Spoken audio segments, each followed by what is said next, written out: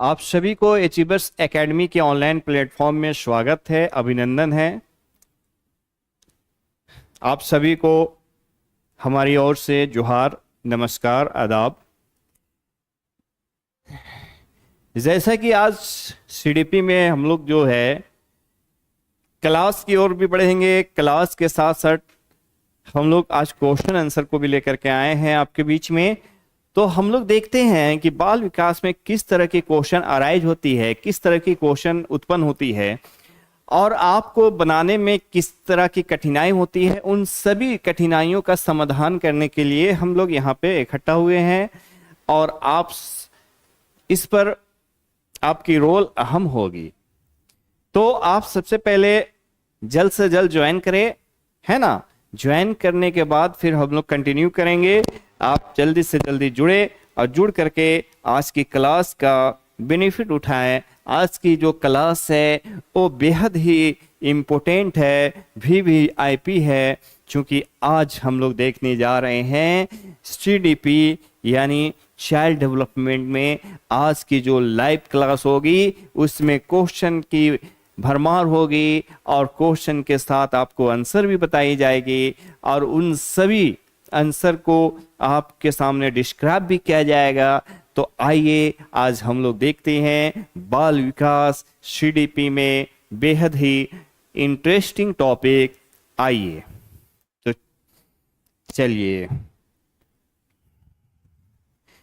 जल्द से जल्द आप लोग ज्वाइन करते जाएं ताकि हम लोग जैसे जुड़ेंगे और फिर आगे की ओर बढ़ेंगे। आज की जो टॉपिक होगी उसको हम लोग आगे की ओर ले जाएंगे, है ना। चलिए हम लोग स्टार्ट करते हैं।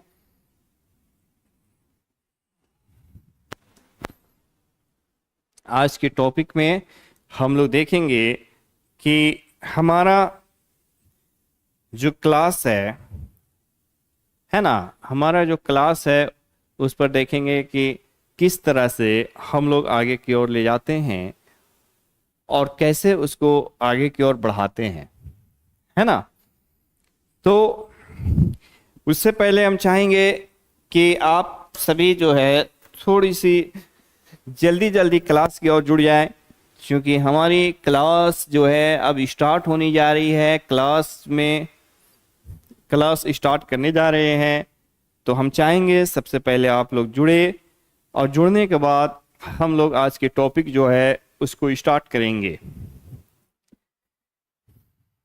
है ना। तो सभी लोग आइए, सभी का वेलकम है, अचीवर्स एकेडमी में वेलकम है। अचीवर्स एकेडमी आपको सारी क्लास के बारे में, सारी सब्जेक्ट के बारे में, है ना, सब कुछ बताएंगी। क्योंकि आप सभी जुड़े हैं कि जेटेट की एग्ज़ाम कब तक होगी, जेटेट की एग्ज़ाम में क्या लेट है, जेटेट के एग्ज़ाम का एक्चुअल डेट क्या होनी चाहिए, इन सभी मुद्दों को लेकर के आप चिंतित भी होंगे। तो मैं बता देना चाहता हूं कि आप जितने सभी फॉर्म फिलअप किए हैं जेटेट की, है ना, तो जेटेट के लिए एक खुशखबरी ये है कि आपका एग्ज़ाम, जेटेट की एग्ज़ाम बहुत जल्द होने वाली है और ये एग्ज़ाम आपका यानी कि मई तक में एग्ज़ाम कंडक्ट करा दी जाएगी, क्योंकि फॉर्म फिलअप हो चुका है और फॉर्म का जो करेक्शन है यानी एडिट है उसके लिए भी एक दिन का समय दिया जाएगा और उसके बाद जो है आपका एग्ज़ाम का डेट भी, कैलेंडर भी जारी कर दिया जाएगा। यानी आपके समय कम है एग्ज़ाम के, जेटेट एग्ज़ाम के रिगार्डिंग। अगर देखा जाए कि जेटेट की एग्ज़ाम आपका 1-2 दिन के अंदर ले लेती है, तो क्या आप तैयार है उसके लिए? आप रेडी है? पता चलेगा अगर डेट भी निकाल देता है तो आप धरना में बैठ जाएंगे कि अब डेट बढ़ाया जाए। तो इसको देखते हुए एग्ज़ाम का डेट जो है वो आपका इस अप्रैल से मई तक में डेट जारी होने वाली है। इसलिए आप अभी से लगे रहिए और आप लगे रहेंगे तो उम्मीद है आपके लिए बेहतर होगा, आने वाला दिन के लिए बेहतर होगा, है ना। चलिए तो हम लोग जो है पहले किस में, पहले क्वेश्चन में ही आ जाएंगे, तो बोलिए पहले क्वेश्चन में ही आते हैं। अगर पहले क्वेश्चन में आते हैं तो आपके लिए ये होगा कि आपको बेहतर समझ में आएगा। पहले क्वेश्चन में ही आते हैं, उसके बाद हम लोग जो है उसको देखेंगे कि नेक्स्ट क्या हो सकता है। तो चलिए पहला हम लोग पहले क्वेश्चन में ही आते हैं, और पहले क्वेश्चन में आने के बाद हम लोग देख रहे हैं आज का जो सेशन है उस पर पहले देखते हैं, फिर बीच में हम लोग उस पर बात करेंगे कि थॉर्नडाइक का बुद्धि संबंधी सिद्धांत है ना। क्वेश्चन आपके स्क्रीन में है कि थॉर्नडाइक का बुद्धि संबंधी सिद्धांत है। एक ऑप्शन में एक तत्व का सिद्धांत है, दूसरा द्वितत्व का सिद्धांत है, तीसरा बहुतत्व का सिद्धांत है, और चौथा थ्री आयामी सिद्धांत है। तो बताएंगे कि थॉर्नडाइक का बुद्धि संबंधी सिद्धांत कौन सा है। क्योंकि जवाब आपके तरफ से आनी चाहिए, आप बताएंगे कि ये पहला सवाल का जवाब क्या होना चाहिए, पहला सवाल का जवाब क्या होगा।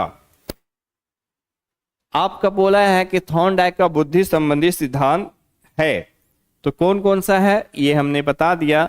तो चलिए आपकी जवाब होनी चाहिए, जवाब स्टार्ट होती है। चलिए बताइए, आपके जवाब आनी चाहिए।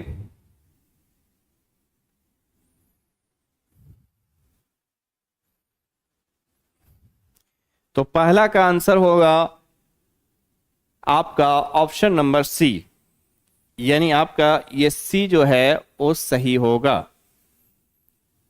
सी आपका सही होगा, यानी बहुतत्व का सिद्धांत। ऑप्शन नंबर सी सही होगा, क्योंकि अगर एक तत्व का सिद्धांत बोले तो याद करेंगे एक तत्व का सिद्धांत है अल्फ्रेड बीने का।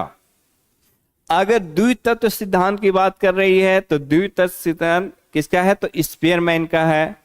ठीक है, तो इसी तरह बहुतत्व की बात अगर की जाए तो बहुतत्व सिद्धांत किसका है, तो थॉर्नडाइक का है। थॉर्नडाइक महोदय, इस पर बारे में हम लोग नेक्स्ट क्लास में कभी डिस्कस करेंगे कि थॉर्नडाइक एक अमेरिकी वैज्ञानिक थे जिसने बिल्ली पर शोध किया था। और बिल्ली कैसी थी, तो बिल्ली भूखी थी, और भूखी बिल्ली पर यह शोध किया था, रिसर्च किया था। ये बेहतरीन कहानी है, बेहतरीन स्टोरी है। हम लोग कभी इस मौके पे आएंगे तो थॉर्नडाइक का सिद्धांत देखेंगे, जिसमें एक क्लास में आपको सब कुछ आसानी से समझ में आ जाएगा। तो चलिए, पहला क्वेश्चन था थॉर्नडाइक का बुद्धि संबंधी सिद्धांत, तो आंसर है बहुतत्व का सिद्धांत, यानी आपका सही जवाब है बहुतत्व का सिद्धांत। चलिए नेक्स्ट,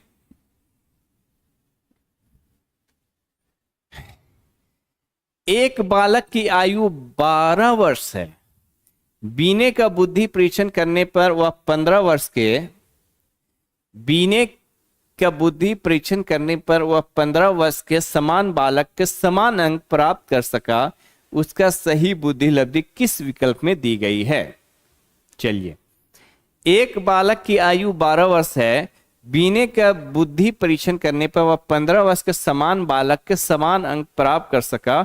उसकी सही बुद्धि लब्धि किस विकल्प में दी गई है। चलिए, ये आपका जवाब बताएंगे। ये जवाब बताइए कि सवाल है एक बालक की आयु 12 वर्ष है और बीने का बुद्धि परीक्षण करने पर वह 15 वर्ष के समान बालक के समान अंक प्राप्त कर सका। उसका सही बुद्धि लब्धि किस विकल्प में दी गई है। चलिए बताएंगे, जल्दी जल्दी बताएंगे ताकि आप लोग को भी जो है सही आती हो, है ना।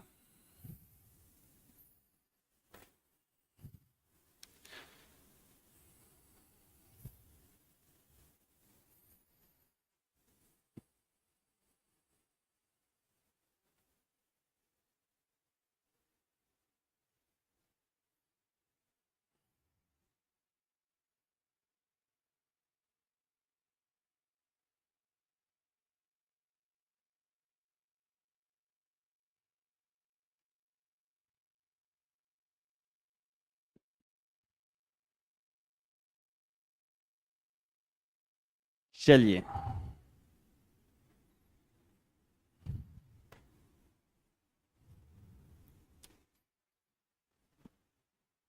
आइए आइए आइए, जैसे यहाँ पे आपका सवाल था कि एक बालक की, है ना, सवाल था कि एक बालक की आयु 12 वर्ष है ना, यानी एक बालक की आयु के बारे में बोल रहा है, तो एक बालक की आयु के बारे में बोल रहा है, तो ये समझ जाइए, चूंकि यहां पे हो गया वास्तविक आयु, है ना, ये हो गया वास्तविक आयु कितना है, तो वास्तविक आयु है 12 वर्ष। चलिए 12 वर्ष। फिर बोल रहा है कि बीने का बुद्धि परीक्षण करने पर वह 15 वर्ष के समान बालक के समान अंक प्राप्त कर सका। तो यानी मानसिक आयु के बारे में बात हो रही है कि मानसिक आयु इसका जो दिया हुआ है, मानसिक आयु वो कितना है, तो 15 वर्ष है। फिर बोलता है उसका सही बुद्धि लब्धि किस विकल्प में दी गई है, यानी बुद्धि लब्धि निकालना है, इसका बुद्धि लब्धि निकालना है, ये आपका सवाल है।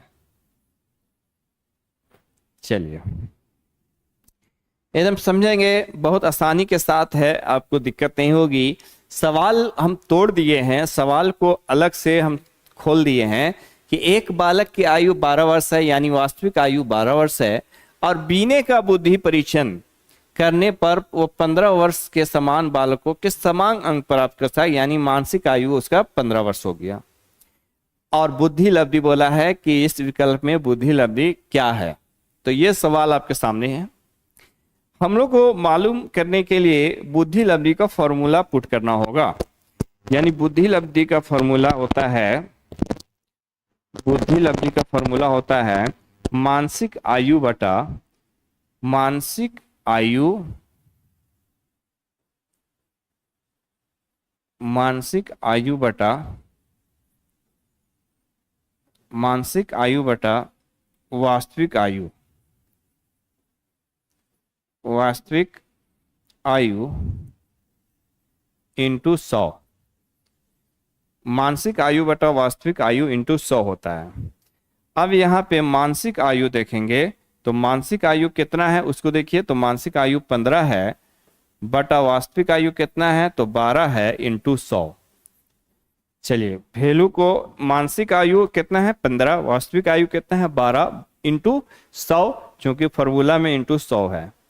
अब इसको काटने का अंदाज क्या होगा, तो काटने का अंदाज यहाँ पे देखेंगे, अगर 3 से काटते हैं तो 3 से कट रहा है ऊपर नीचे, 3 चौके 12, 3 पचे 15 कट गया। फिर 4 से ये कटेगा तो हाँ कितना बार में, तो 25 बार में कट रहा है, 4 दूनी 8, 4 पचे 20। अब 25 को इंटू 5 से गुना करेंगे, 25 इंटू 5 तो 125, 125 कहीं पे दिया हुआ है, अगर दिया हुआ है तो आपका सही आंसर 125 होगा, यानी आपका डी में दिया हुआ है तो 125 सही आंसर है। डी, ऑप्शन नंबर डी 125 सही है। नहीं, चलिए यानी आपका सही जवाब कितना होगा, 125 होगा, यानी ऑप्शन नंबर डी होगा। हम साइड हो जा रहे हैं, आप देख लेंगे 125 आपका सही विकल्प आया, 125 आपका सही है, यानी आप इसी तरह फॉर्मूला पुट करके आप निकाल सकते हैं। कैसे आपको बनाना है वो भी मैं बता दिया, इस तरह से क्वेश्चन आपका होगा, इस तरह से क्वेश्चन आप निकाल सकते हैं, इस तरह से क्वेश्चन आप बना सकते हैं, है ना। तो ये था आपका क्वेश्चन नंबर 2 जिसका ऑप्शन है डी सही। चलिए नेक्स्ट आते हैं। बोलता है एक 11 वर्षीय बालक जिसकी मानसिक आयु 10 वर्ष है किस श्रेणी में आएगा। ये डायरेक्ट पूछ दिया है कि किस श्रेणी में आएगा, इसमें आंसर नहीं, आंसर डायरेक्ट अब इसके साथ निकालना है, यानी आपको वैल्यू निकालने के बाद उस वैल्यू को देखना है कि वो कौन सा श्रेणी में आएगा।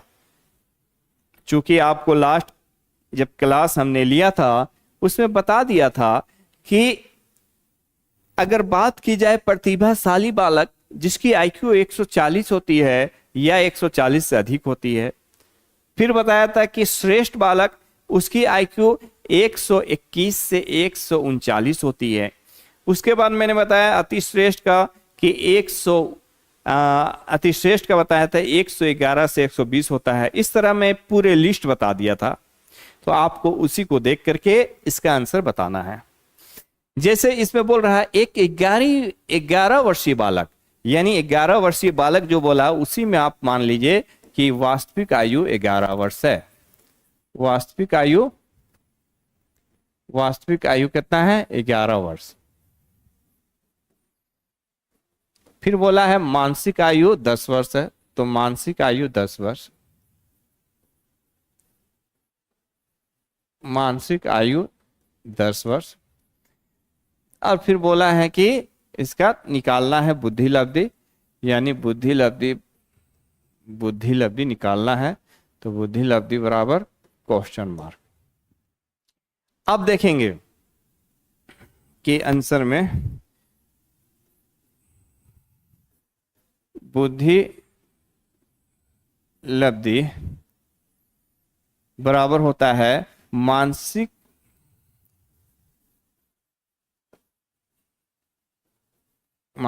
आयु बटा वास्तविक आयु इंटू 100। देखिए यहां पे होता है बुद्धि लब्धि बराबर मानसिक आयु बटा वास्तविक आयु इंटू 100 फॉर्मूला होता है। तो मानसिक आयु में हम लोग मान बैठा देंगे कि मानसिक आयु 10 है बटा वास्तविक आयु 11 है इंटू 100। एकदम आसानी के साथ हम लोग, कुछ उतना ज्यादा कुछ करने की जरूरत नहीं है। आपको पहले आपकी जेहन में मैं बैठा रहा हूं कि बुद्धि लब्धि का एक सूत्र होता है, वो सूत्र कंप्लीट सूत्र क्या है? मानसिक आयु बटा वास्तविक आयु इंटू 100। मानसिक आयु बटा वास्तविक आयु इंटू 100 होता है। ये एक कंप्लीट सूत्र है, ये कभी चेंज नहीं होगा। ये एग्जाम में हमेशा यही सूत्र पूछता है और आपको क्वेश्चन इसी से बनाना है, इससे बाहर नहीं जाएगा। ये क्वेश्चन आपका इसी से बनेगा। मानसिक आयु बटा वास्तविक आयु इंटू 100 होता है। तो मानसिक आयु क्या है, अब उसको देखते हैं कि मानसिक आयु, यहाँ वैल्यू दिया हुआ है कि मानसिक आयु 10 होगा, वास्तविक आयु 11 होगा इंटू 100। अब इसको कैसे हम लोग कैलकुलेट करेंगे? तो यहां पे देखेंगे कैलकुलेट करने का तरीका ये होगा कि आप ऐसा करें कि 10 को इंटू 100 से गुना करेंगे तो 1000 हो जाएगा। कितना हो जाएगा? 1000। और बटा में कितना हो जाएगा? 11 हो जाएगा। अगर इसको आप काटते हैं तो देखेंगे 11 10 से तो नहीं कटेगा, तो फिर 100 से कटेगा, तो 11 9 99, एक बचा 90 हो गया, है ना? 11 9 99, तो यहां बचा 1, तो 10 हो गया। फिर हम लोग क्या कर रहे हैं? 10 हो गया तो यहाँ पे 10 हो गया, तो फिर एक 0 ले रहे हैं, तो एक 0 यहाँ बैठ गया। फिर उसके बाद ये 100 हो गया, तो फिर 11 9 99 ऐसे कटेगा, तो आपका कंप्लीट हो गया। जैसे 11 से हम काटे 100 को, तो 11 9 99 हुआ, ठीक है। फिर यहाँ पे 1 बचा और यहाँ पे 10 हो गया, तो 10 फिर नहीं कटेगा, तो एक 0 हम यहाँ ले करके फिर 11 से काटे, तो 11 9 99 यानी 90.9। अब ये 90.9 का मतलब अप्रोक्स में मानेंगे, क्योंकि 0.9 है, 0.5 से ज्यादा रहने पे एक इधर हो जाता है, तो 91 मानेंगे। अप्रोक्स में 91 मानेंगे। और 91 बताइए कि 91 किस में आता है? अप्रोक्स में 91 हुआ, तो 91 किसका वैल्यू है? प्रतिभाशाली का 140, मन बुद्धि का 80 से 89, ठीक है। तीव्र बुद्धि जो होता है, तेज बुद्धि, है ना, उसका तो अलग हो गया। तीव्र बुद्धि 121 वाला है, 121 से 139। अब यहाँ औसत बुद्धि क्या है? 90 से या 90 से या 91 से, 90 से 110, तो यहाँ पे ये 90 जो है औसत बुद्धि 90 से 110 के बीच है, यानी औसत बुद्धि आपका सही आंसर होगा। इसका सही आंसर क्या होगा? औसत बुद्धि, यानी ऑप्शन नंबर डी सही होगा। ऑप्शन नंबर डी सही होगा, याद रखेंगे। इसका सही जवाब क्या होगा? औसत नंबर डी यानी 110। हाँ, 110 सही होगा। इसका सही आंसर 110 होगा। क्लियर है? क्लियर है, 110 इसकी सही आंसर है। समझ में आ रहा है आप लोग को? उम्मीद करते हैं समझ में आ रहा है। 110।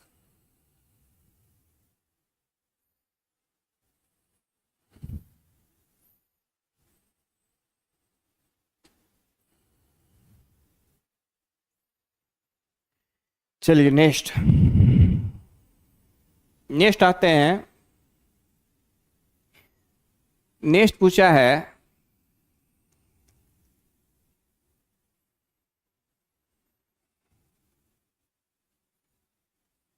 ये रिपीटिशन हो गया है। हाँ, रिपीटिशन हो गया है फोर्थ में भी, कोई बात नहीं।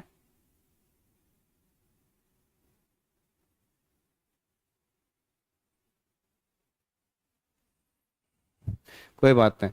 थॉर्नडाइक का बुद्धि संबंधी सिद्धांत, ठीक है, ये रिपीट हो गया है लेकिन उससे घबराना वही है। थॉर्नडाइक का बुद्धि संबंधी सिद्धांत कौन सा है? एक तत्व है कि द्वि तत्व है कि बहुतत्व है या थ्री आयामी है? तो इसका सही जवाब होगा बहुतत्व होगा, है ना। इसका सही जवाब बहुतत्व होगा। चलिए फिर नेक्स्ट आइए।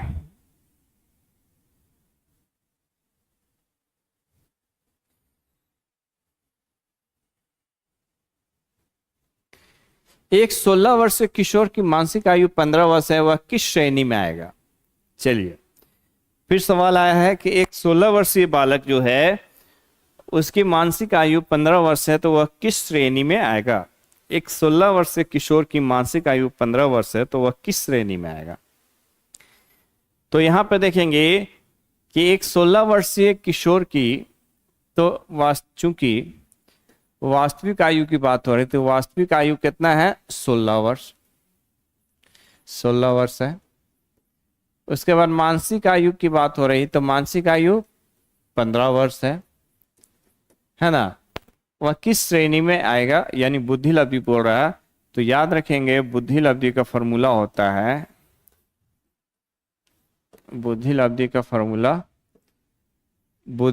फॉर्मूला होता है मानसिक आयु बटा वास्तविक आयु इंटू 100। अब देखेंगे मानसिक आयु कितना है, तो मानसिक आयु 15 है बटा वास्तविक आयु 16 इंटू 100, यही है। चलिए इसको कैसे करेंगे? काटेंगे, तो यहाँ पे काटेंगे 4 से, 4 चौके 16 और यहाँ 25, 25 चौके 100, है ना। ये कट गया और कटेगा, तो देखते हैं 15 को गुना करते हैं 25 से, 15 को गुना करते हैं 25 से, है ना। उसके बाद डिवाइड करेंगे, तो अगर 25 दहिये करते हैं तो 25 दहिये 250, 25 दहिये 250 होता है।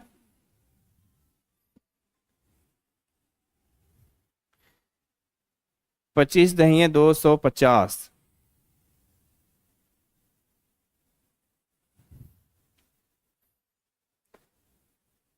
हाँ 250 हो रहा है। 0, फिर 25 बचे 125,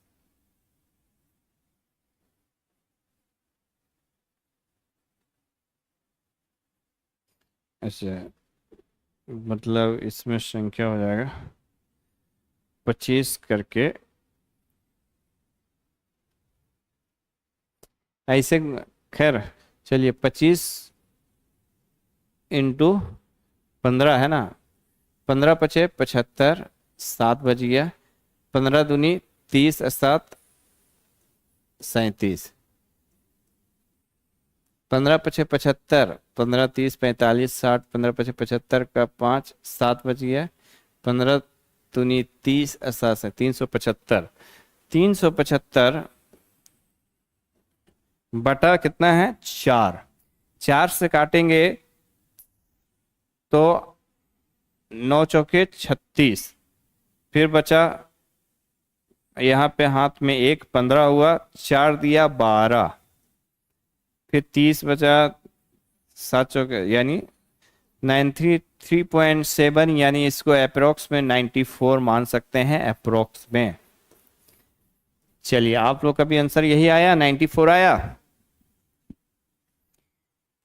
यानी आप देख सकते हैं कि 94 किसका है, प्रतिभाशाली का 140 है, औसत का आपका, तो यानी आपका औसत ही जो है आपका सही होगा, है ना। 94 है यानी आपका औसत सही होगा, यानी 5 का भी आपका औसत ऑप्शन नंबर 20 सही होगा। बोलिए।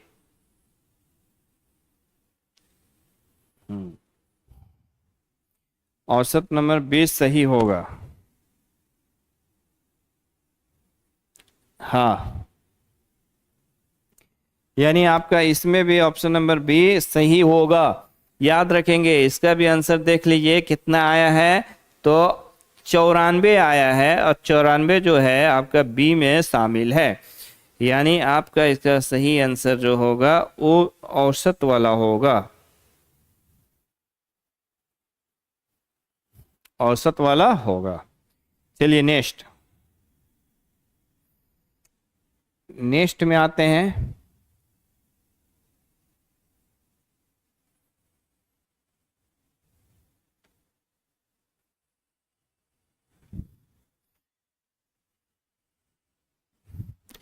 एक 12 वर्षीय बालक की मानसिक आयु 10 वर्ष है, वह किस श्रेणी में आएगा। चलिए सवाल है, एक 12 वर्षीय बालक है ना, एक 12 वर्षीय बालक यानी वास्तविक आयु कितना है 12 वर्ष है, जिसकी मानसिक आयु कितना है, तो मानसिक आयु 10 वर्ष है। इसका भी बुद्धि लब्धि यानी आईक्यू निकालना है, तो आईक्यू बराबर होता है मानसिक आयु बटा वास्तविक आयु इंटू 100। मानसिक आयु कितना है, तो 10 है, वास्तविक आयु कितना है, तो 12 है, इंटू 100। अब इसको काटना है, तो देखिए यहाँ पे कट रहा है 2 पचे 10, 2 छक 12, 2 पचे 10, 2 छक 12 में कट गया। फिर कट रहा 2 दिया 6, 50 बार में कट गया। अब कट रहा तो 5 दिया, यहाँ पे 50 को 5 से गुना करेंगे तो कितना होगा, 0 5 25, 250 बटा 3। अब 3 से कट रहा तो नहीं, 8 दिया 24, 10, 3 दिया 9, 8 दिया 3 8 24 हुआ, 1 बचा 10, 3 दिया 9 हुआ, 3 दिया 9, 1 बचा, फिर 10, 3 दिया 9, यानी 83 जो आया है 83, उसको देखना है कि 83 किस में आता है। तो 83 आता है मन बुद्धि जो 80 से 89 है, 80 से 89 इसी में आता है, इसलिए सी नंबर सही होगा। यानी आपका सही जवाब होगा 80 से 89, यानी सी नंबर सही होगा, मन बुद्धि बालक सही होगा। इसका सही जवाब मन बुद्धि बालक होगा। क्लियर है, मन बुद्धि बालक, किसी को डाउट नहीं होना चाहिए, इसलिए कि इसमें सही जो है सी नंबर होगा।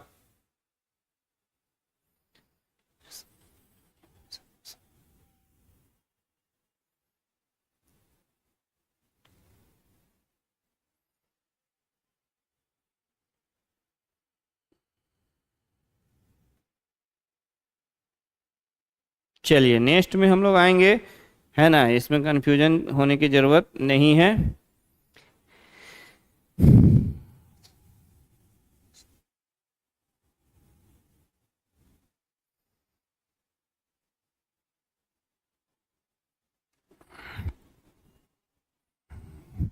नेक्स्ट क्वेश्चन है, गिलफोर्ड के बुद्धि संबंधी मॉडल में निम्न में से कौन सा आयाम नहीं है बोला है। है ना, है नहीं बोला है, नहीं है। गिलफोर्ड महोदय के बारे में बोला है कि गिलफोर्ड के बुद्धि संबंधी मॉडल में निम्न में से कौन सा आयाम नहीं है। तो पहला ऑप्शन है विशिष्ट तत्व, दूसरा है प्रक्रिया, तीसरा है अंतर वस्तु और चौथा है परिणाम। है ना, देखिए थोड़ा सा कंफ्यूजन इसलिए होगा कि आप में से बहुत सारे ऐसे कैंडिडेट है जो गिलफोर्ड के बारे में पढ़े हैं तो उनको दिक्कत नहीं होगा, जो नहीं पढ़े हैं उनको आंसर बताने में दिक्कतें होंगी। क्योंकि पढ़े ही नहीं है तो आपको ये भी नहीं समझ में आया होगा कि गिलफोर्ड महोदय कब बोले हैं, क्या किसके बारे बोले हैं। तो इसलिए जो नहीं पढ़े हैं उनको थोड़ा सा दिक्कत होगी। और इसकी सही जवाब जो है गिलफोर्ड महोदय का कि गिलफोर्ड के बुद्धि संबंधी मॉडल में निम्न में से कौन सा आयाम नहीं है, तो आंसर होगा विशिष्ट तत्व नहीं है। आंसर में लिखेंगे विशिष्ट तत्व नहीं है। ये आपका 7 नंबर का आंसर हो गया कि गिलफोर्ड में बुद्धि संबंधी मॉडल में निम्न में से कौन सा आयाम नहीं है, तो विशिष्ट तत्व नहीं है ना। चलिए नेक्स्ट,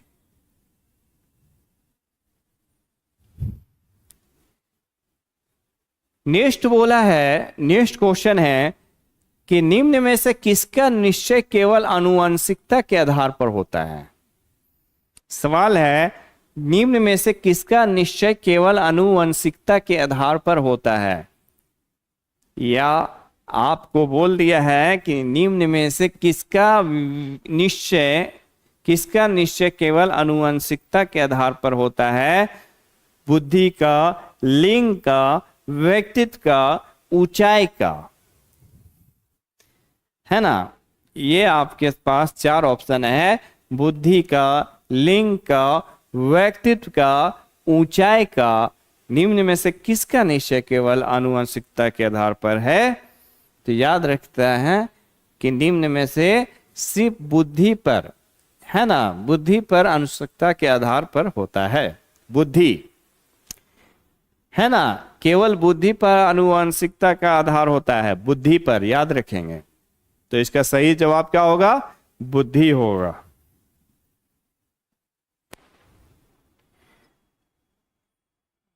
इसका सही जवाब बुद्धि होगा।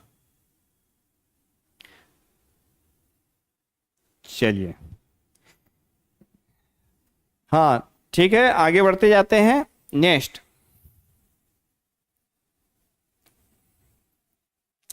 गिलफोर्ड के बुद्धि संबंधी मॉडल में कुल कोष्ठ खाने है तो कितने हैं। चलिए, बेहद इंपोर्टेंट क्वेश्चन है कि गिलफोर्ड के बुद्धि संबंधी मॉडल में कुल कोष्ठ यानी कुल खाने कितने हैं। गिलफोर्ड के बुद्धि संबंधी मॉडल में कुल कोष्ठ खाने कितने हैं। चलिए, इसका जवाब आनी चाहिए, बताइए, इसकी जवाब आनी चाहिए।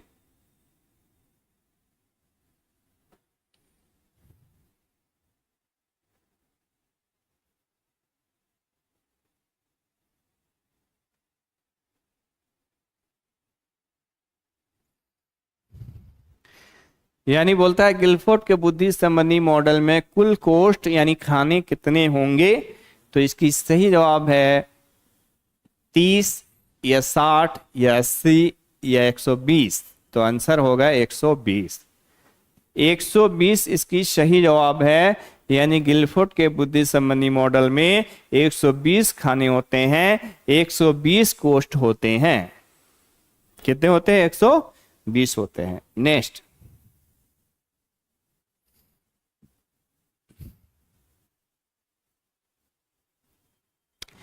किसी 10 वर्षीय बालक की मानसिक आयु 14 वर्ष है, वह कहलाएगा। है ना, फिर सवाल बोला है किसी 10 वर्षीय बालक की मानसिक आयु 14 वर्ष है, वह कहलाएगा।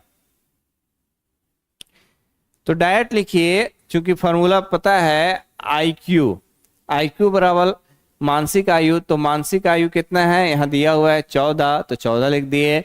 वास्तविक आयु कितना है, 10 वर्षीय, तो 10 हो गया, इंटू 100। डायरेक्ट ऐसे गुना कीजिए, 1 0 कट गया, तो आपका 14 से 10 गुना करेंगे तो 140, यानी 140 का आंसर होगा प्रतिभाशाली जिसकी आईक्यू 140 होती है। एकदम एक लाइन में आंसर हो गया 140। क्योंकि आप जैसे बनाते जाएंगे तो आपकी अभ्यास होगी, और आपकी अभ्यास होगी तो हम चाहेंगे कि आपको ज्यादा से ज्यादा समझाने की कोशिश करेंगे।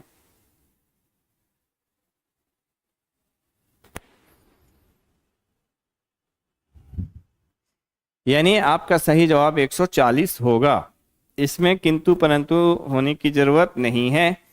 चलिए, सभी लोग को समझ में आना चाहिए।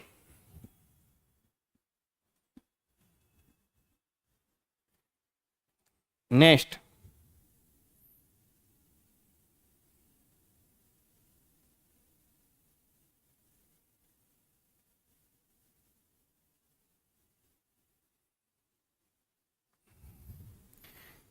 चलिए सवाल है, निम्न में से गिलफोर्ड ने कौन सा बुद्धि का सिद्धांत का प्रतिपादित किया।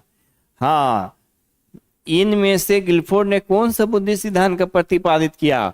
बुद्धि संरचना सिद्धांत, बुद्धि का द्विखंड सिद्धांत, बुद्धि का एक खंड सिद्धांत, या बुद्धि का बहुखंड सिद्धांत। चलिए, बहुत अच्छा क्वेश्चन है। चलिए बताएंगे कि बुद्धि का कौन सा सिद्धांत का प्रतिपादित किया गिलफोर्ड ने।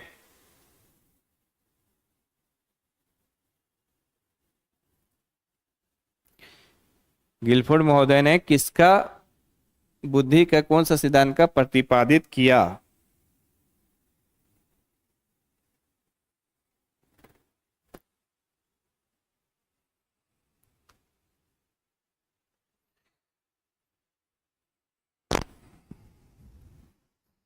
चलिए देखेंगे,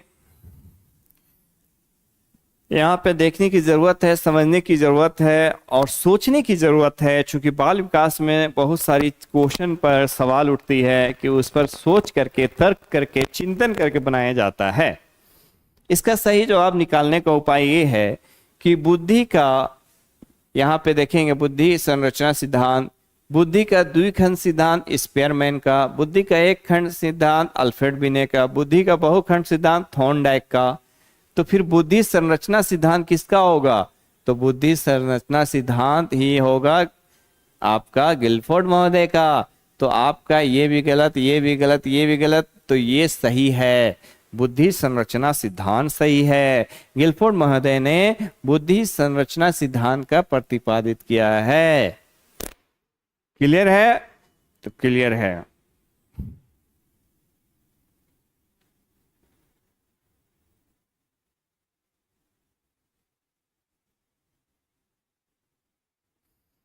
चलिए नेक्स्ट,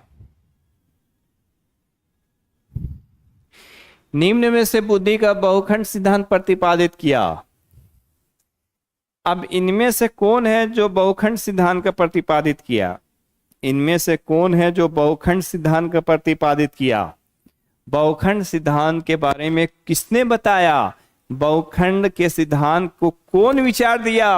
बहुखंड सिद्धांत के बारे में कौन सा वैज्ञानिक ने अपनी बात रखी। यह बहुखंड सिद्धांत के जन्मदाता कौन है। बहुखंड के बारे में किसने विचार दिया, बताएंगे। ये बहुखंड चूंकि अभी जस्ट आया था, तो उसमें आपका गिलफोर्ड महोदय ने बुद्धि संरचना सिद्धांत का प्रतिपादित किया था, और उस समय में कुछ जिक्र किया था। तो आपकी जवाब आनी चाहिए, आपकी जवाब आनी चाहिए कि आपका सही जवाब क्या है। चलिए, 12 का डी जवाब आना स्टार्ट हो गया है। संगीता मैडम 12 का डी, राना 12 का डी जवाब आ रहा है।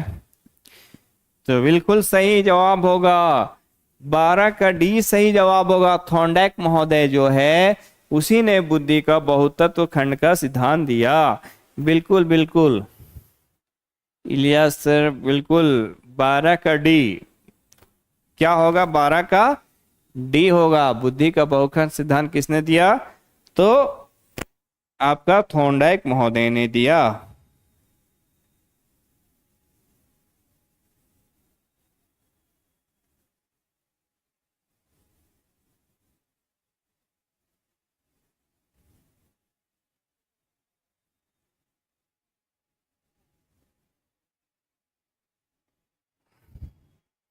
चलिए नेक्स्ट। एक बालक संगीत की अद्वितीय प्रतिभा का धनी है, उसके लिए निम्न में से कौन सी श्रेणी सर्वश्रेष्ठ है? हाँ, बोलता है एक बालक संगीत की अद्वितीय प्रतिभा का धनी है, तो उसमें कौन सी श्रेणी सर्वश्रेष्ठ है? कौन सी श्रेणी में ये बालक आएगा? जो संगीत में लिपटा हुआ है, संगीत की धुन में वो समाया हुआ है, संगीत की दुनिया में वो घुसा हुआ है और उसमें वो प्रतिभा का धनी है, संगीत की दुनिया की प्रतिभा का धनी है, अमीर है। तो उसको कौन सा श्रेणी में रखा जाएगा? सृजनशील बालक में, या प्रतिभाशाली में, या बुद्धिमान में, या विशिष्ट में?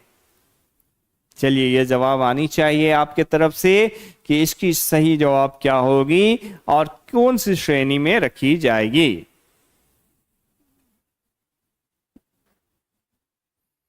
गुलाबी कुमारी ए, देवस्थान बेदिया 13 का बी यानी प्रतिभा में आ रहे हैं। सुधा देवी आ रहे हैं 13 का ए में,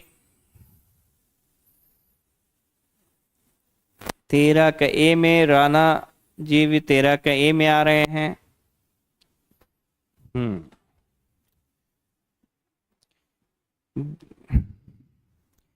देखिए उसके बाद विक्रम मतलब भी ए में आ रहे हैं।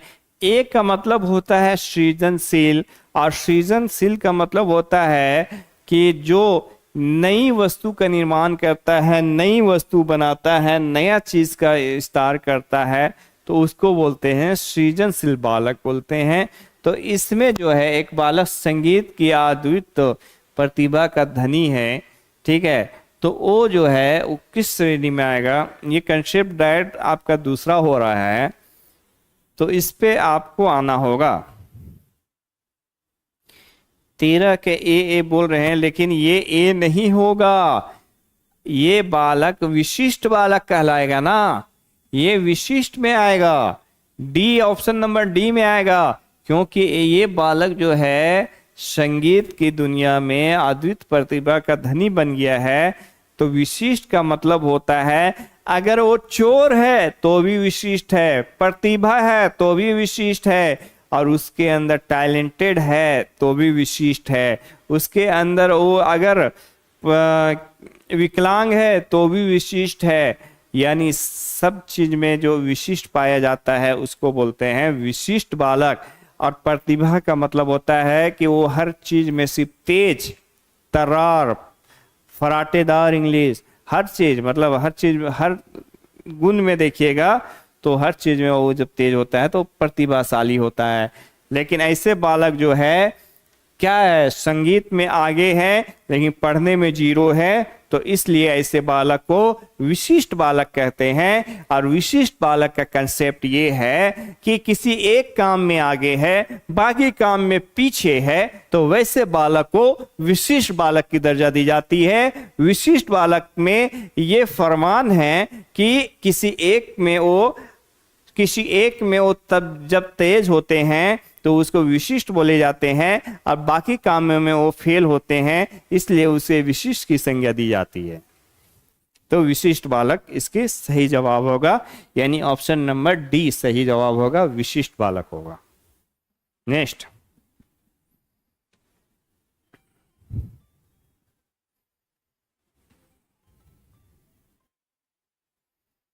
नेक्स्ट, बुद्धि के समूह कारक तत्व सिद्धांत के प्रेरणा प्रवर्तक। बुद्धि के समूह कारक, चलिए समूह कारक का पूछ रहा है, समूह कारक का, समूह कारक का कौन है? समूह कारक के बारे में बात हो रही है कि बुद्धि के समूह कारक तत्व सिद्धांत का प्रेरणा कौन है?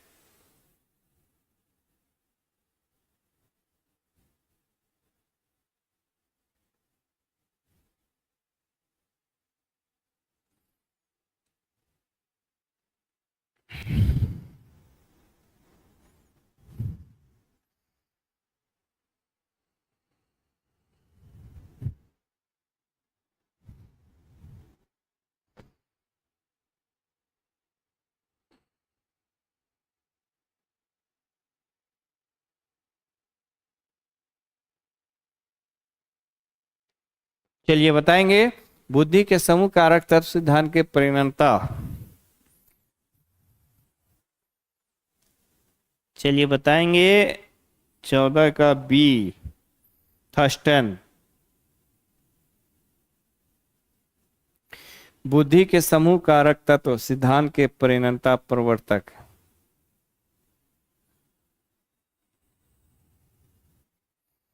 चलिए जल्दी जल्दी बताएंगे,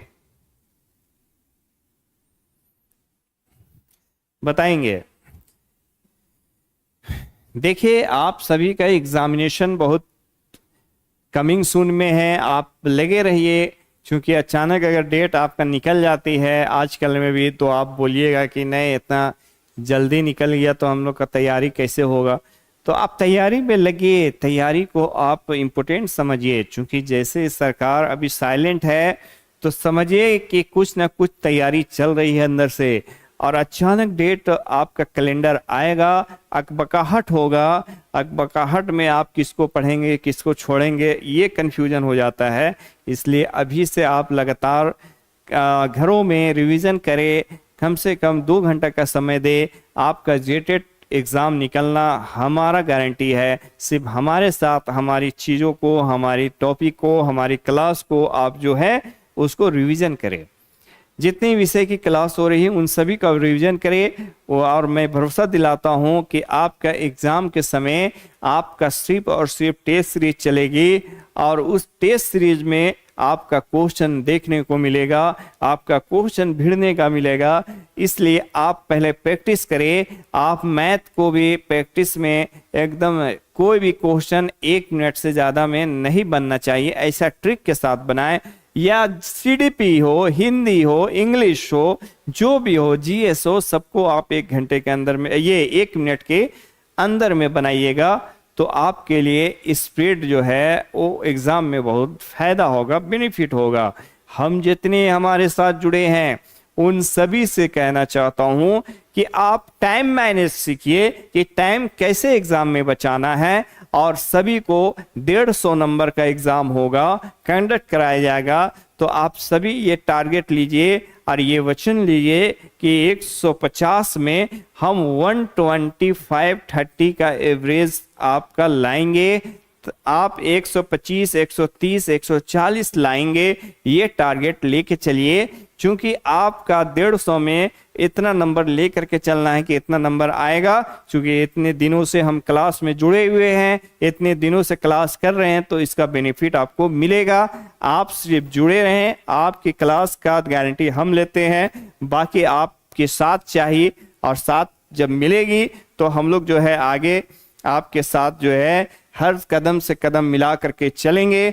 आप सभी इस एकेडमी में जुड़ करके अपना बेनिफिट उठाएं और जुड़ करके इसकी तैयारी करें, क्योंकि समय जब आती है तो कुछ दिखाई नहीं देती है, और जब समय अभी नहीं आया है, फॉर्म फिलअप हो चुका है और उसका वेटिंग चल रहा, तो आपके पास बहुत अच्छा अभी समय है आपका क्लास ज्वाइन करने की, अभी क्लास ज्वाइन करने की। अचीवर्स एकेडमी एक ऐसी मात्र संस्थान है पूरे झारखंड में जो जेटेट के लिए स्पेशल तैयारी करा रही है, और अलग अलग और बाहर से जो फैकल्टी है, दिग्गज अनुभवी 10 साल 15 साल की अनुभवी शिक्षक आपको क्लास ट्रेनिंग देंगे, आपको क्षेत्रीय भाषा के भी क्लास कराएंगे, और बीच में आपका हर तरह का जो है टेस्ट लिया जाएगा, और जब एग्जाम सामने आएगा तो टेस्ट सीरीज का भी आयोजन किया जाएगा। इसलिए आप जुड़े, अपने सहयोगी को भी बोले कि जुड़ करके क्लास में आप आनंद ले। तो चलिए, ये क्वेश्चन था आपका 14 नंबर, बुद्धि के समूह कारक। तो इसकी जवाब क्या है थोड़ा देख लेते हैं।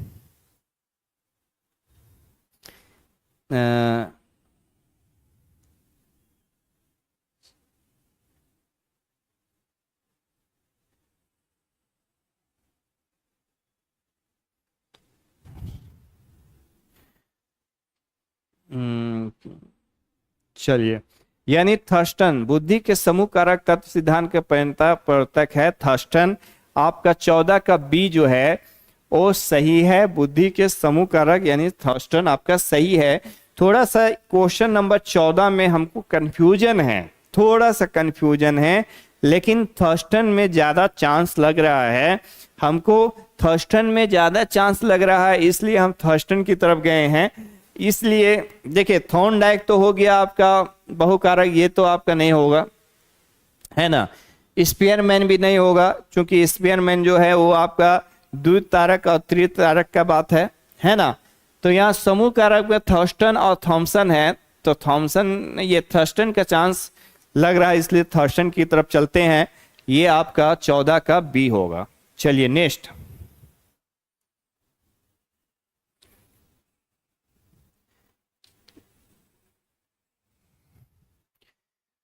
चलिए आइए 15 में, पुरुष स्त्रियों की अपेक्षा ज्यादा बुद्धिमान होते हैं, यह कथन। देखिए, पुरुष स्त्रियों की अपेक्षा ज्यादा बुद्धिमान होते हैं, यह कथन है लैंगिक पूर्वाग्रह को प्रदर्शित करता है। बुद्धि के भिन्न पक्षों के लिए सही है, यह सही हो सकता है। यहां पे सवाल आ गया है कि पुरुष स्त्रियों की अपेक्षा ज्यादा बुद्धिमान होते हैं। चलिए अब महिलाएं लोग बताएंगे इसकी सही जवाब क्या होगी, कि क्या पुरुष स्त्रियों से ज्यादा बुद्धिमान होते हैं या स्त्रियां पुरुष से ज्यादा बुद्धिमान होते हैं। आपको जवाब देना है, आपको सही जवाब देना है। तो चलिए बताइए, आज तो सही जवाब देना पड़ेगा, आप नहीं चाह करके भी आपको सही जवाब देना पड़ेगा, क्योंकि सवाल ही ऐसा आ गया है, क्या पुरुष स्त्रियों से ज्यादा बुद्धिमान होते हैं। आइए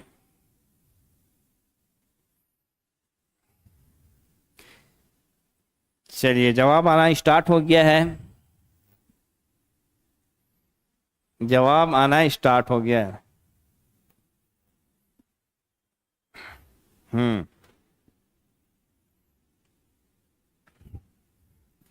जवाब आना स्टार्ट हो गया है, ज्यादा लेट नहीं करते हैं। इसकी सही जवाब है लैंगिक पूर्वाग्रह को प्रदर्शित करता है, यानी 15 का ए आपका सही होगा, यानी लैंगिक पूर्वाग्रह को प्रदर्शित करता है। 15 का ए आपका सही जवाब है।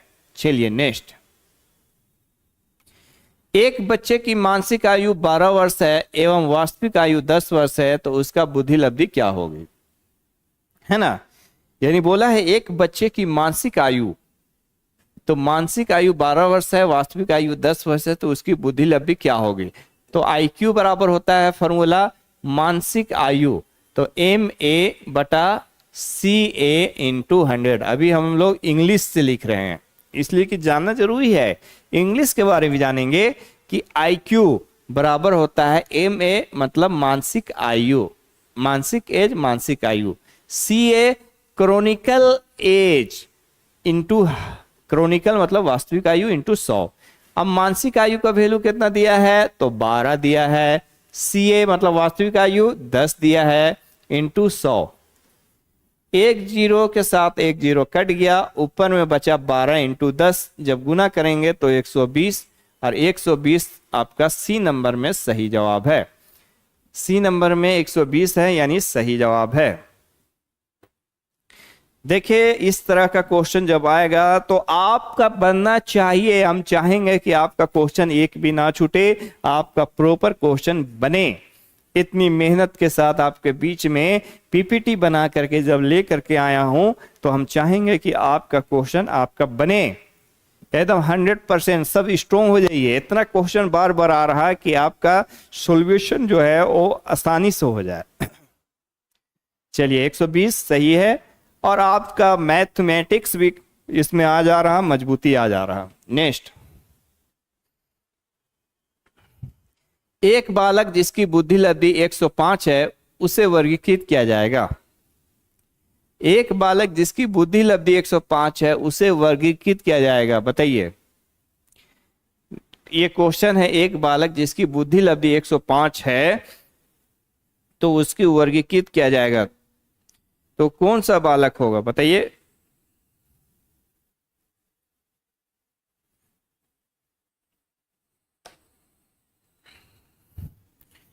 सब बता देंगे, बताइए। सभी लोग जानते हैं, सब लोग को मालूम है, आप बता सकते हैं, बताइए।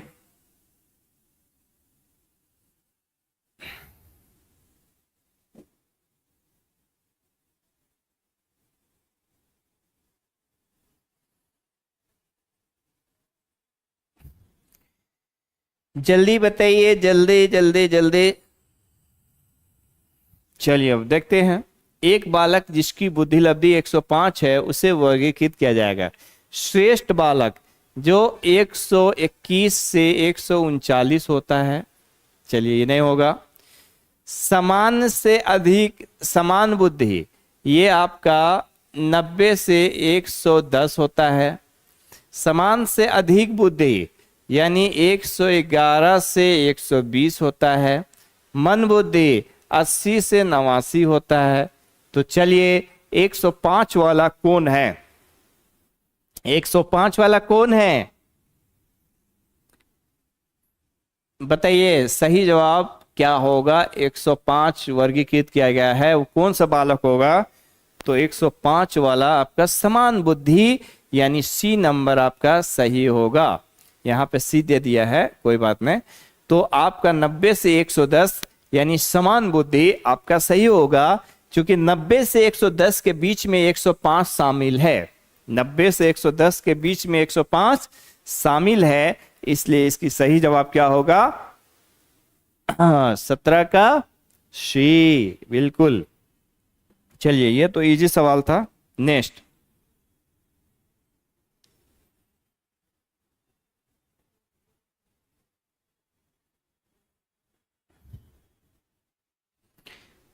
हाँ आइए। अशाब्दिक बुद्धि परीक्षणों का प्रयोग किया जा सकता है। अशाब्दिक सभी आयु वर्ग के व्यक्तियों के लिए, अशिक्षित के लिए, सिर्फ बच्चों के लिए, शिक्षित एवं अशिक्षित दोनों प्रकार के व्यक्तियों के लिए। चलिए बहुत अच्छा सवाल है। अशाब्दिक, शाब्दिक मतलब शब्दों का प्रयोग, अशाब्दिक मतलब आपका शब्दों का प्रयोग नहीं होता है, तो वैसे बालक के लिए है ना अशाब्दिक बुद्धि परीक्षणों का प्रयोग किया जा सकता है। किसके लिए किया जा सकता है? चलिए बताएंगे। अशाब्दिक जो है वो किसके लिए प्रयोग किया जा सकता है? किसके लिए प्रयोग किया जा सकता है?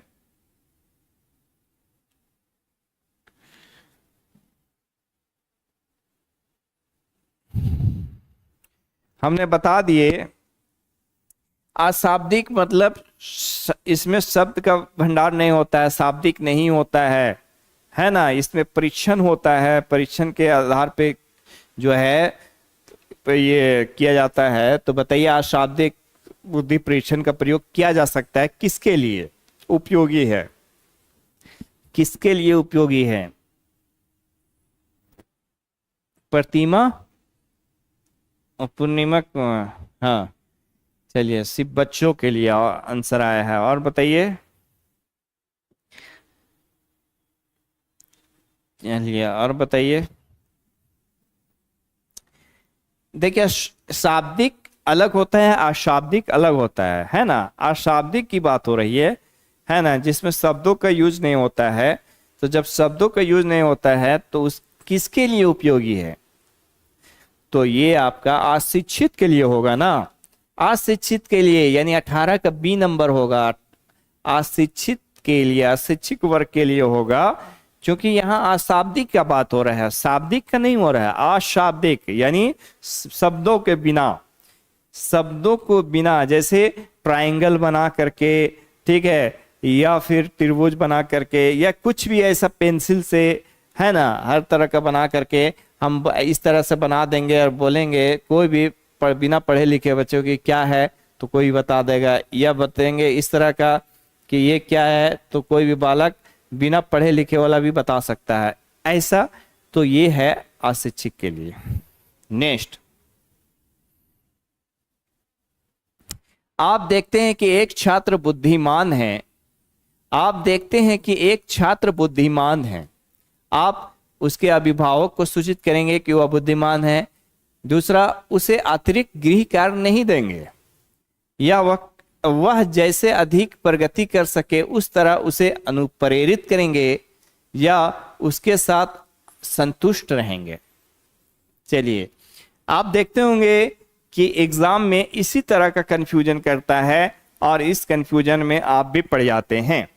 तो ये कंफ्यूजन में आपको कंफ्यूजन नहीं होना है, आप इसको सही और शब्दों में बताएं, एक बार फिर से क्वेश्चन को पढ़े और समझे कि आप देखते हैं कि एक छात्र बुद्धिमान है। आप ऑप्शन देखिए, आप देखते हैं कि एक छात्र बुद्धिमान है ना, तो उसके साथ उसके अभिभावक को सूचित करेंगे कि वह बुद्धिमान है, या उसे अतिरिक्त गृह कार्य नहीं देंगे, या वह जैसे अधिक प्रगति कर सके उस तरह उसे अनुप्रेरित करेंगे, या उसके साथ संतुष्ट रहेंगे। चलिए जल्दी से उसको बताएंगे।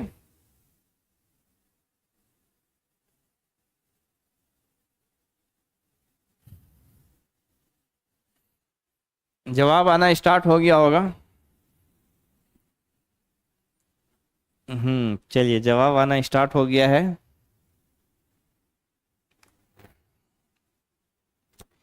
जब एक छात्र बुद्धिमान है तो उसके अभिभावक को आप सूचित करेंगे कि वह बुद्धिमान है। अरे भैया, जब कोई कमजोर होता है तो हम लोग बताते हैं ना कि वो ये छात्र के ये अभिभावक को कि वो कमजोर है। यहाँ तो बुद्धिमान की बात हो रही है। या फिर दूसरा है, उसे अतिरिक्त गृह कार्य नहीं देंगे, ऐसा कहीं लिखा हुआ है क्या? जो तेज है तो उसको आप और नीचा डाउन कीजिए, डाउन फ्लो कीजिए। तीसरा है, वह जैसे अधिक प्रगति कर सके उसे उस कार्य से अनुप्रेरित करेंगे। एकदम सही है। यानी ऑप्शन नंबर सी जो है आपके साथ जाता है। एक छात्र जब बुद्धिमान है तो उसको और अधिक प्रगति के लिए उसे और प्रेरित करेंगे कि वो और आगे बढ़ सके, और बताएंगे कि आप तो बेटा अगर आप मैट्रिक में टॉप करोगे तो मैं 2 लाख का मोबाइल खरीद दूंगा, मैं तुम्हारे लिए कार खरीद दूंगा। आप ऐसे प्रेरित करें ताकि वो और मेहनत करे। तुम अभी 8 क्लास में टॉप किया है तो हम तुम्हें 10 क्लास में जब टॉप करोगे तो हम आगे तक ले जाएंगे। तो उससे क्या होगा, बालक प्रेरित होगा, और जब प्रेरित होगा तो वो चीजों अपना लक्ष्य को रखेगा और लक्ष्य के हिसाब से तैयारी करेगा। वो उसके अंदर एक लक्ष्य हो जाएगा कि हम मैट्रिक में टॉप करेंगे तो हमारे पापा जो है हमारे लिए गाड़ी खरीद देंगे। एक लक्ष्य हो जाता है कि हम उसमें ये तैयारी करेंगे, इतना मेहनत करेंगे। तो इसका सही जवाब होगा सी, है ना। 19 का सी आपका सही जवाब है। नेक्स्ट,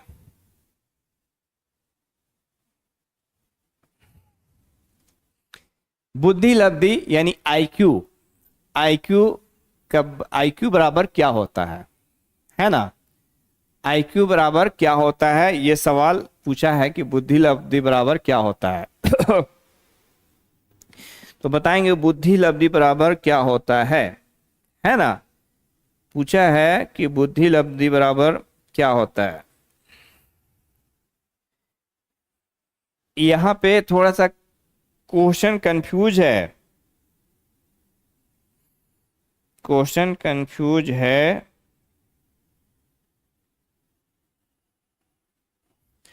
यहां पे है जैसे बुद्धि लब्धि आईक्यू बराबर ऐसे है कि मानसिक आयु इंटू 100 बटा क्वेश्चन मार्क ऐसे है। और पूछा है कि बुद्धि लब्धि यानी आईक्यू बराबर जो दिया है तो मानसिक आयु इंटू 100 बटा क्वेश्चन मार्क, तो इनमें से बटा में क्या होगा, ये क्वेश्चन दिया है। मतलब बुद्धि लब्धि में पूछा है आईक्यू बराबर मानसिक आयु इंटू 100 बटा में क्या होगा, औसत आयु होगा, वास्तविक आयु होगा, पारिवारिक आयु होगा, या कोई नहीं। चलिए बताएंगे क्या होगा। बुद्धि लब्धि यानी आईक्यू बराबर मानसिक आयु इंटू 100, तो क्या होता है, मानसिक आयु बटा क्या होता है, ऑप्शन नंबर बी वास्तविक आयु होता है ना। वास्तविक आयु होता है तो वास्तविक आयु आपका सही जवाब होगा। यानी बुद्धि लब्धि आईक्यू बराबर मानसिक आयु बटा वास्तविक आयु इंटू 100 होता है। हम लोग अभी जितने क्वेश्चन देखे हैं उसमें यही सारा देखे कि मानसिक आयु बटा वास्तविक आयु इंटू 100। तो देखिए वास्तविक आयु यहां दिया हुआ है, यानी आपका ये सही है, मानसिक आयु बटा वास्तविक आयु इंटू 100, है ना। चलिए, तो यहां तक कंफ्यूजन होने की जरूरत नहीं है। तो चलिए, ये आपका कंप्लीट हो गया, क्वेश्चन आंसर कंप्लीट हो गया। अब थोड़ा सा हम आपको ज़्यादा समय नहीं लेंगे, है ना। 5 मिनट में हम एक चीज़ और बताते हैं जो आपके लिए एग्ज़ाम के लिए बेटर होगा, है ना। एग्ज़ाम के लिए बेटर होगा, हम चाहेंगे आपको जितना ज़्यादा से ज़्यादा बेटर करने के लिए हम चाहेंगे कि एग्ज़ाम के लिए सबसे बेस्ट आपके बीच में लेकर के आए। जितना ज़्यादा से ज़्यादा हो सके बेस्ट करने की मेरी ख्वाहिश होती है, बेस्ट करने की टारगेट होती है कि बेस्ट हम करें, है ना। चलिए, तो यहाँ पे हम लोग देखते हैं, यहाँ तक तो हो गया आपका।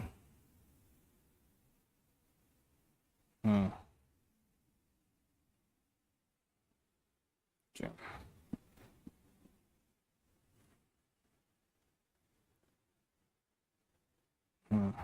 एक मिनट देख लेते हैं, थोड़ा सा 2 मिनट। गौतम सर।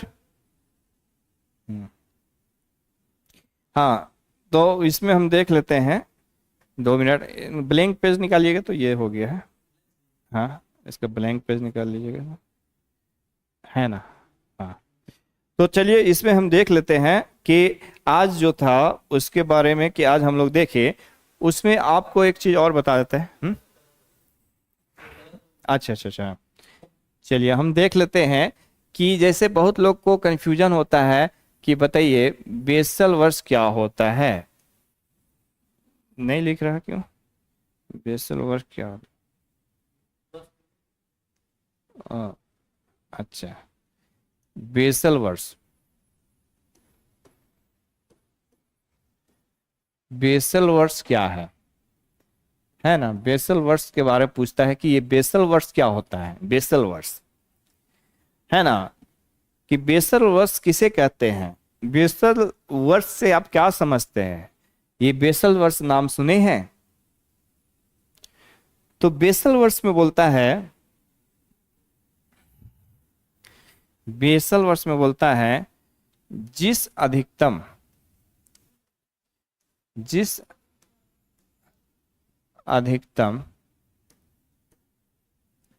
आयु स्तर के, आयु स्तर के प्रश्नों को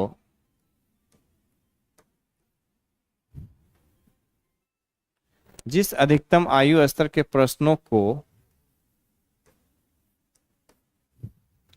बालक हल कर देता है, हल कर देता है।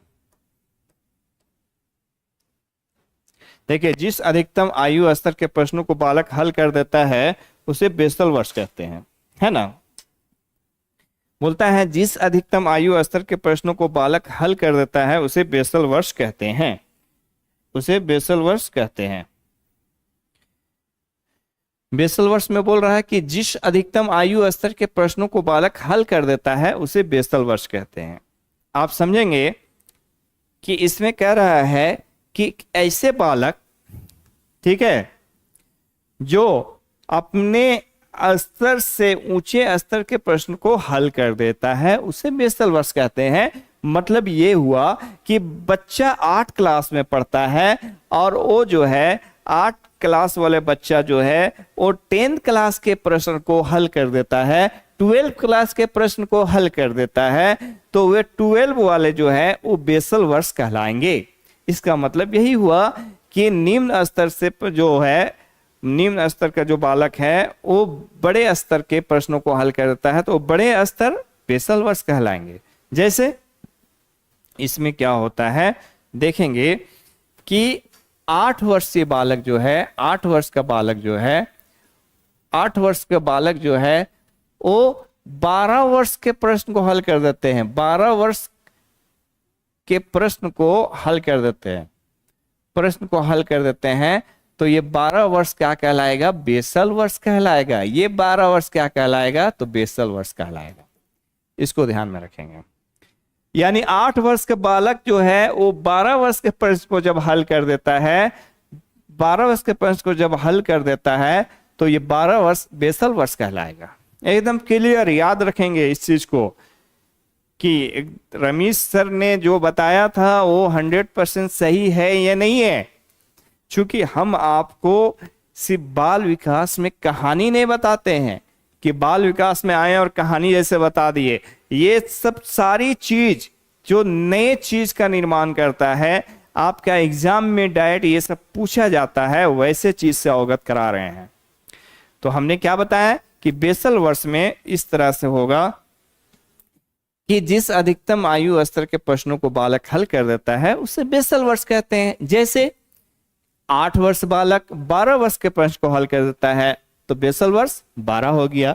जैसे 4 वर्ष के बालक है, 4 वर्ष के बालक है और वो जो है 8 वर्ष के प्रश्न को हल कर देता है तो ये 8 वर्ष जो है वो बेसल वर्ष है। 8 वर्ष जो है वो बेसल वर्ष है। चलिए समझ में आ गया, समझ में आ गया होगा। अगर 4 वर्ष का बालक है और 8 वर्ष के प्रश्न को हल कर देता है तो 8 वर्ष क्या है? बेसल वर्ष है। 8 वर्ष क्या है? तो बेसल वर्ष है। क्लियर है? यानी बेसल वर्ष में कंफ्यूजन नहीं होना चाहिए। चलिए नेक्स्ट एक और बताते हैं, टर्मिनल वर्ष। टर्मिनल वर्ष, टर्मिनल वर्ष, टर्मिनल वर्ष में क्या बोलता है? जिस अधिकतम आयु स्तर के, जिस अधिकतम आयु स्तर के, आयु स्तर के प्रश्नों को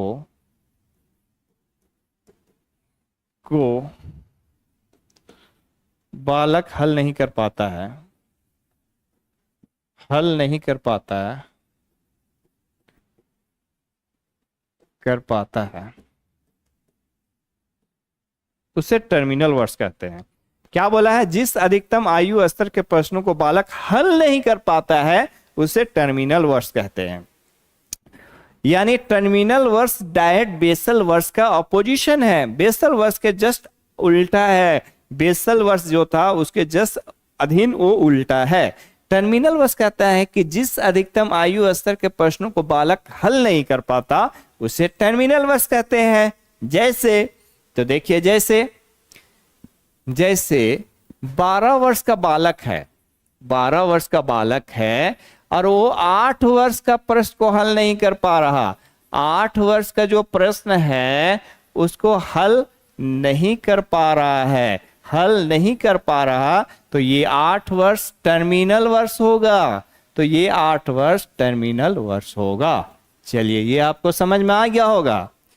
मैंने बताया कि एक 12 वर्ष का बालक है जो 8 वर्ष के प्रश्न को हल नहीं कर पाता है तो उसे ये 8 वर्ष टर्मिनल वर्ष हो जाएगा। कभी कभी ऐसा होता है कि बच्चे तो 9-10 में पहुंच जाते हैं लेकिन उसको 5-6 के प्रश्न दे दिया जाए तो वो हल नहीं कर पाते हैं, तो वैसे बच्चे को टर्मिनल वर्ष में रखा गया है, वैसे बच्चे को टर्मिनल वर्ष कहते हैं।